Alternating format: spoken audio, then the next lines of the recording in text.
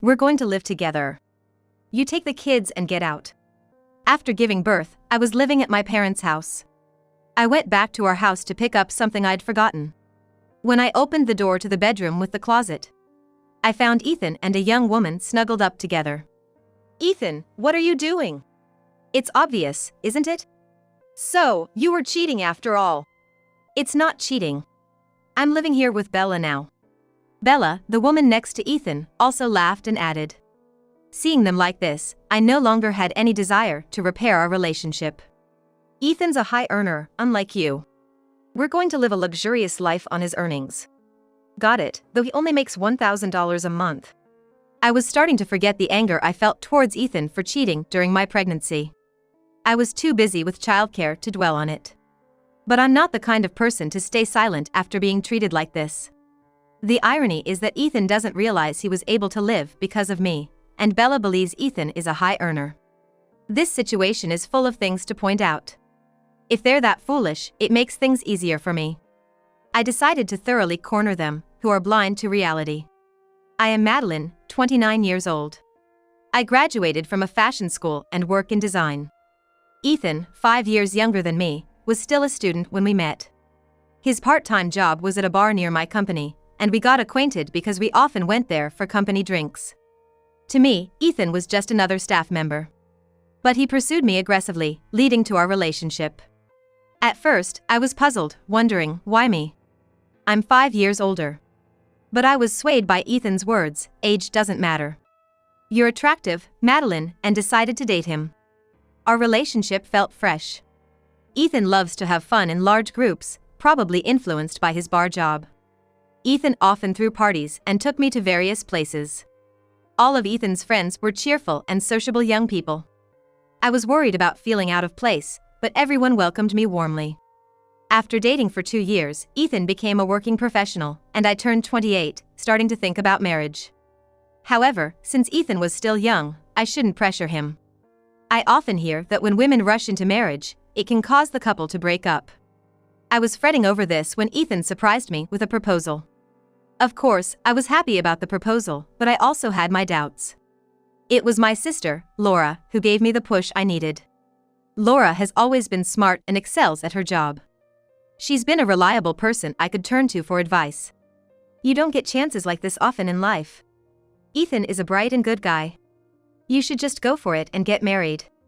I couldn't imagine marrying anyone but Ethan. If I were to have children, I wanted it to be with him. You're earning well, so there's no need to worry about finances. Just be happy. With my sister's words, I married Ethan. But soon after our marriage, something unexpected happened. Ethan suddenly quit his job. I'd rather own my own place than work for someone else.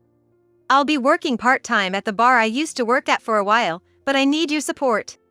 I was puzzled, but his resignation was already in process. I emphasized to Ethan that this was a temporary situation and decided to support our household for a while. Ethan was happy and seemed to be studying hard about opening his own place. I found his determination endearing and really wanted him to succeed. This marked the beginning of Ethan's part-time life, and almost a year had passed. I wouldn't know because I worked full-time, but Ethan apparently wasn't taking many shifts, focusing instead on studying for his business. He was saving all the money he earned for his startup fund and didn't contribute to our household expenses. However, my body began to show signs of change. When I went to the doctor, I was shocked to learn I was pregnant. I was in no condition to support us anymore. Ethan, I'm pregnant. The part-time life has to end. Can you start supporting our family now? I thought he would be happy about the pregnancy, but his reaction was completely different. Ethan threw the glass he was holding at me. It shattered with a loud noise, and the drink inside splashed everywhere. What the heck? You said you'd support me, was that a lie? It wasn't a lie, but things have changed now. Shouldn't we support each other in tough times as a couple? Don't mess with me. You just want to relax and not work because you're pregnant, don't you? Ethan labeled me as a lazy woman and wouldn't listen. He seemed completely ignorant about maternity or paternity leave. He looked off into the distance, imagining his future prospects. I'm going to have my own place someday. I can't be bothered with such trivial matters. After spitting out those words, Ethan left the house and went somewhere. He didn't return until after 5 a.m. He reeked of alcohol, and his clothes were dirty in places. It looked like he had gone out drinking and partying again. You came back drunk? Can't you take our child's situation more seriously?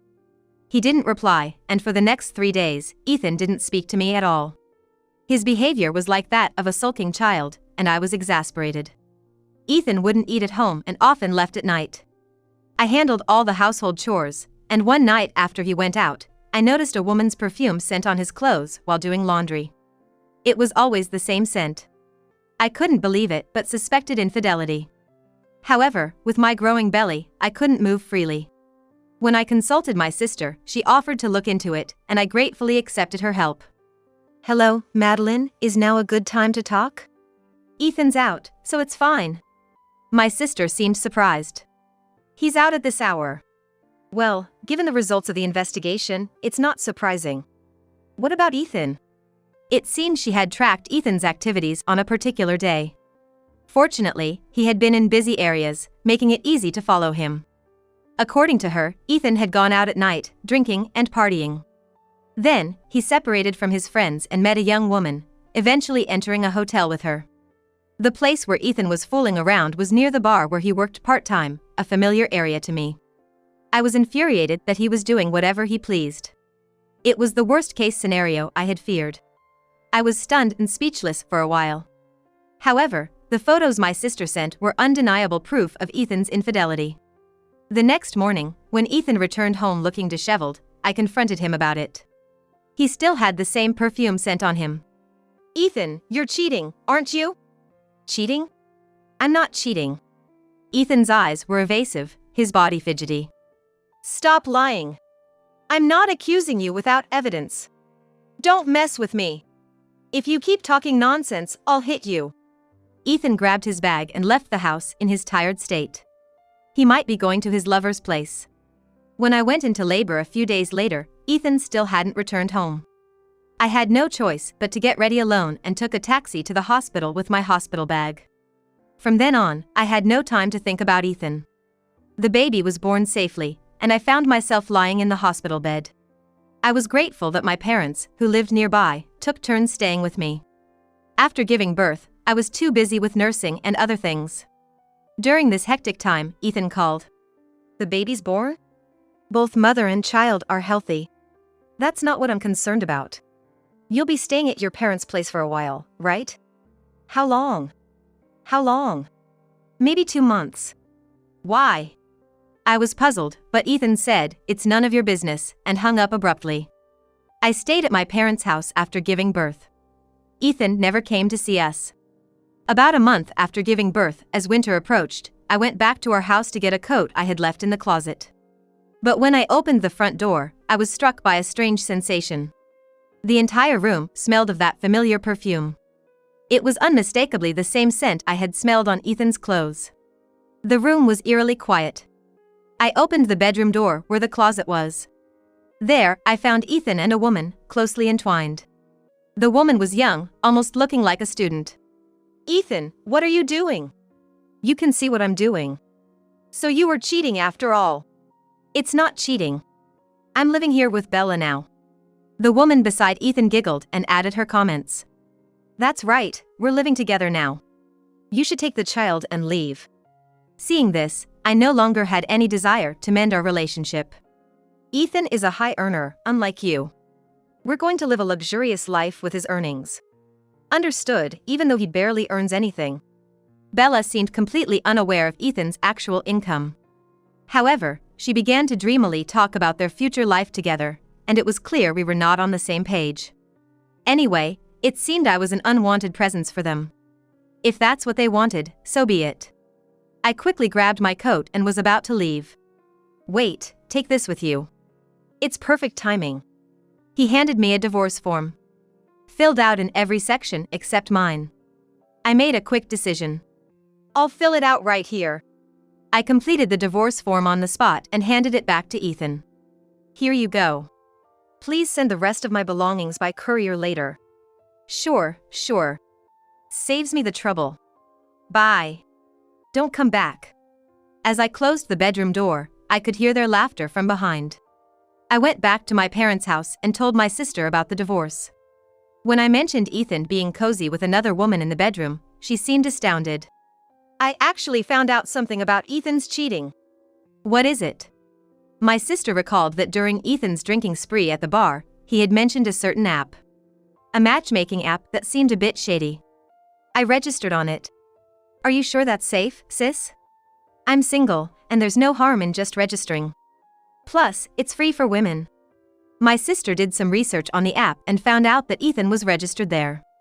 She showed me his profile on her smartphone. Ethan's profile picture was a design I had created for work. Curiously, he had listed his profession as a designer, seemingly using my career to appeal to women. He also greatly exaggerated his income. His profile is full of lies.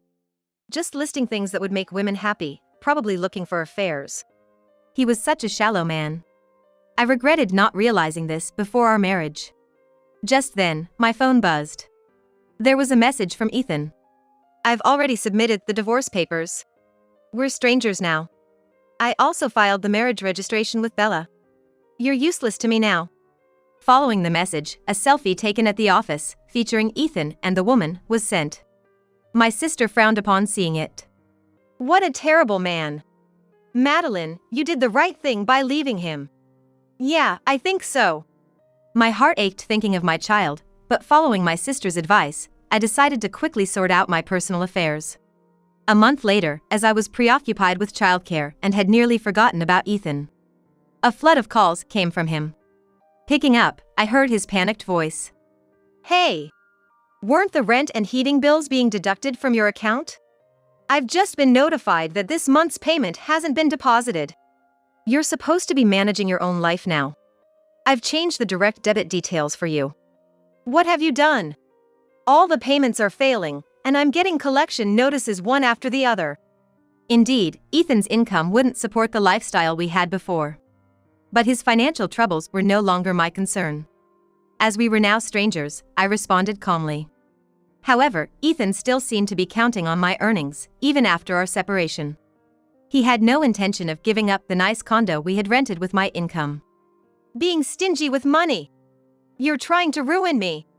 I'm bringing Bella over to your place, so have the money ready. After the call, I asked my mother not to serve tea or anything when our guests arrived.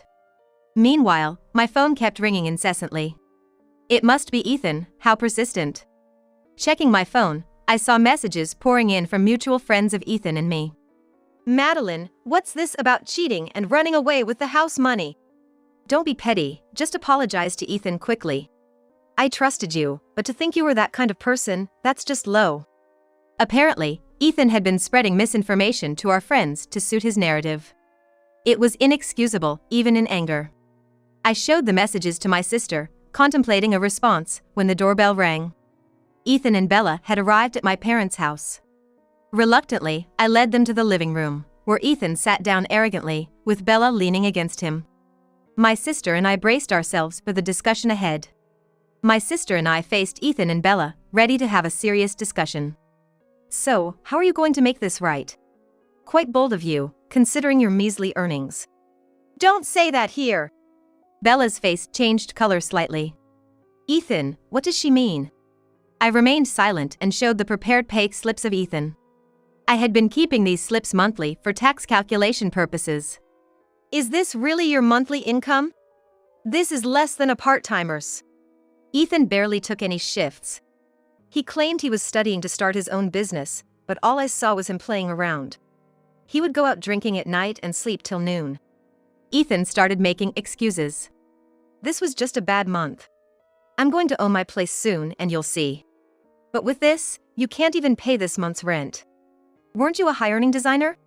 My sister showed Bella Ethan's profile on the app. Is this what you're talking about? Yeah, we met on this app. All of this profile is a lie. What? What do you mean? Bella looked shocked.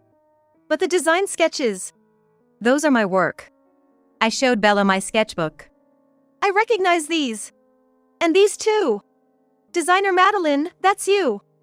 Yes. Ethan was pretending to be me to impress women. You've been deceived. That's despicable. Lying about your career. Don't make up things.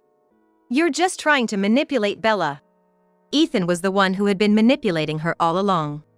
It was astonishing how he continued with lies that were bound to be uncovered. Apparently, he had even pretended the condo was his. Bella believed him and moved in. Being married to Ethan is a blot in my life. Bella, you're married to him now. Good luck with this loser. Bella, her face turning red with anger, slapped Ethan repeatedly. Ethan tried to fend off her slaps while desperately continuing his defense. She's too naive, believes anything. Madeline, if you keep this up, I'll sue you for defamation. Naive?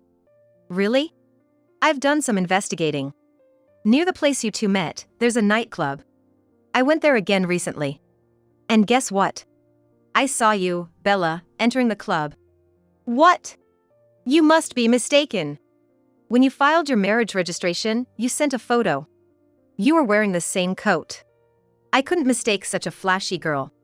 But Ethan couldn't seem to give up. Bella's profile apparently stated she worked in an apparel store. The flashy style is because she works in apparel. Stop being jealous, you old woman. Old woman, huh? Well, the club Bella's been entering isn't exactly reputable. They trick customers into paying for expensive extras. My sister showed the information site of the club, which unmistakably had Bella's photo. That's a lie. Sure, Bella's often not home at night, but she said it's because work runs late. Why don't you think back on what you've been doing to Bella, Ethan? You've been lying as effortlessly as breathing, right? Now that I think of it, she does have a lot of luxury brands that you couldn't afford on your regular earnings. Suddenly, Bella shouted. It's all out now! Yes, I'm the #1 girl at that club, and I'm known as Princess. I've got lots of men showering me with gifts. I couldn't help but feel a headache coming on. Ethan and Bella, both so deluded. Bella, was everything you told me a lie? Likewise. If I knew you weren't a designer, I wouldn't have dated you. Liar. A little embellishment on my resume is nothing compared to what you've done. What you've done is a betrayal to men. Ethan, even now, wanted to claim he was not at fault. Suddenly, Ethan started hitting Bella. Their ridiculous exchange was unbearable, and I finally spoke up. Both of you are the same, a pair of liars. Just get along with each other. In the end, I was the only one not lying. Ethan looked at me with tearful eyes. Madeline, I was wrong. Can't we start over? You're married now, Ethan. That's an impossible request. But Ethan was persistent. I'll divorce her. You and I were always meant to be together. Such a convenient story. I won't divorce until I find my next target. I'm staying put. I'm divorcing you. I want a peaceful life with Madeline. Indifferently fiddling with my phone, I replied. Who was it that destroyed that peaceful life, I wonder? Ethan and Bella continued their unseemly argument. Ethan wanted a divorce, while Bella wanted to continue their current arrangement. After a while, as I set my phone on the table, Ethan's phone started ringing incessantly. He checked the messages and turned pale. What's this? All my friends are cutting ties with me? I had recorded the conversation and sent it to our mutual friends. Hearing the recording, they learned of Ethan's actions and unanimously turned against him. You're involving friends and lying, that's cowardly. Should I sue you for defamation? Ethan bit his lip and fell silent. Madeline, you did the right thing divorcing such a man. What should we do now?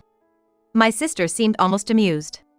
I'll certainly be claiming alimony and child support. Wait, I don't have that kind of money. That's fine.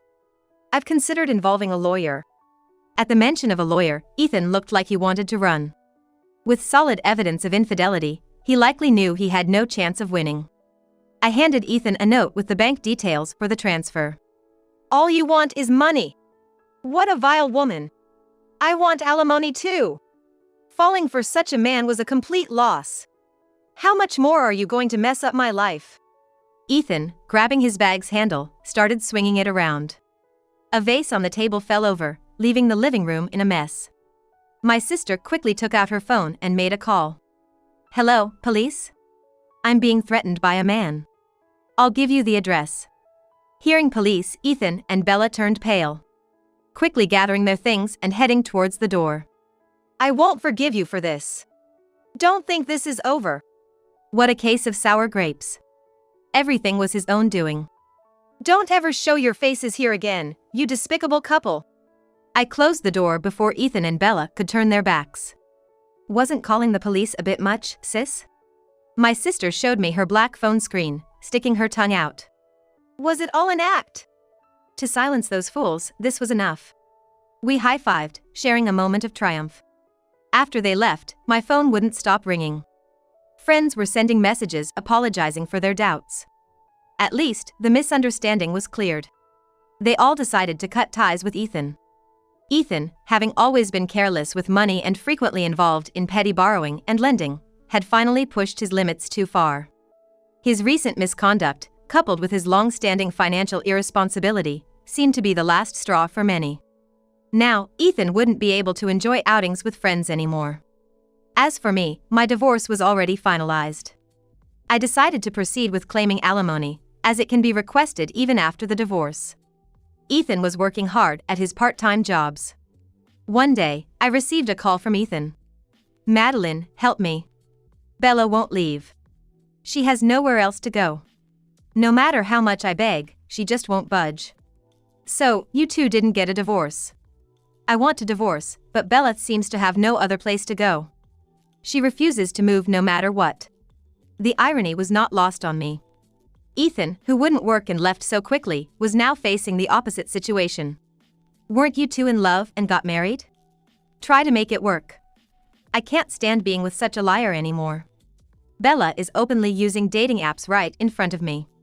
She dresses up and goes out at night, and she doesn't contribute to the household financially." I couldn't help but suppress a laugh. Bella's actions were unexpected, but it seemed she was giving Ethan a hard time.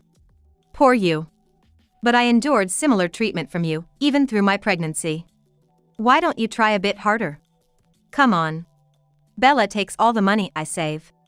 Please help me." Ethan's voice was whiny. I felt nothing but a visceral disgust for him. I firmly refused his plea for help and hung up. According to a mutual friend, Ethan was later fired from the bar. He couldn't resist flirting with a regular customer. The manager was furious, reminding Ethan of all the nurturing he had done, and threw him out without a word. With almost no employment history, Ethan struggled to find another job and eventually resorted to debt. Unable to borrow from reputable lenders, he fell into a cycle of borrowing from shady sources to pay off other debts. Meanwhile, Bella continued living in Ethan's house, going out to nightclubs and meeting men. Bella had nowhere to live originally and targeted Ethan, seemingly well off, leading to their marriage. She seems to rely on men for her lifestyle. She is now desperately looking for a man with better prospects. Despite Ethan's pleas, Bella refuses to leave, resulting in endless arguments. I mercilessly demanded from Ethan $60,000 in alimony for his infidelity, along with child support. So far, he has been making the payments on time. My sister's bluff and threats seem to have worked effectively. Ethan occasionally calls asking for help, but I ignore him completely. His troubles seem minor compared to the pain I endured. With the support of my parents and sister, I'm comfortably raising my child. My single sister adores the baby, who is growing up healthy and happy. The child was growing up healthily and happily.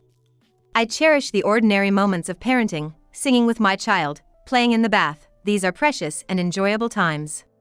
Starting next month, I plan to place the child in daycare during the day and return to work on a reduced hours basis. I love my work. And am excited to return. My company is very understanding and accommodating of my situation as a single mother. I look forward to cherishing the things I love while embarking on a new journey in life.